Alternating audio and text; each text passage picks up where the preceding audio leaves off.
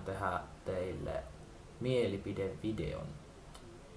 Eli mulla on tullut kaikkia kysymyksiä Snapissa ja Facebookissa ja Instagramissa ja sitten nyt mä vastailen teidän kysymyksiin.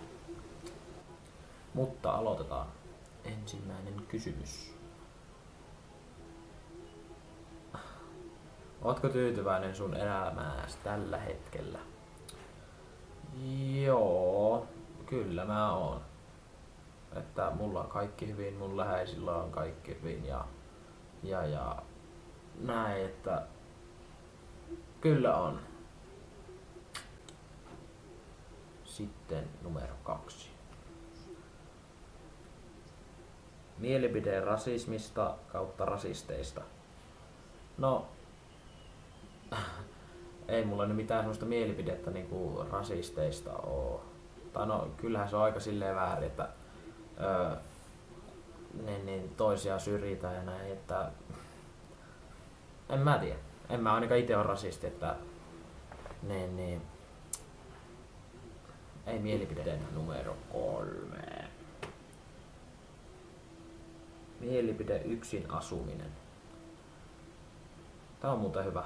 Tää on ihan hemmetin hyvä kysymys. Siinä on hyviä ja huonoja puolia.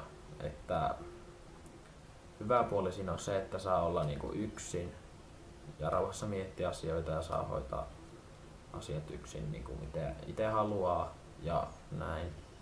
Mut sitten välillä niinku kun asuu yksin, niin se on semmoista, että sä niinku kaipaisit jotain semmoista miten mä nyt se sanon? Niin sanottua läheisyyttä. Eli jonkun kaveri, joka olisi niinku vieressä ja juttelisi sulle tai jotain. Että kyllä niinku, mä oon tottunut ite nyt tähän yksin asumiseen ja näin. Että siinä on hyvät ja huonot. Ja numero 4. Mikä vittu se nyt oli? Mielipide nuuska. Hyvä. Sitten numero 5. Mielipide Kokkola. En tykkää. Sitten numero 6. Mielipide huumeista. Ei. Huumeet on väärin. Näin. Mutta niin, kumminkin.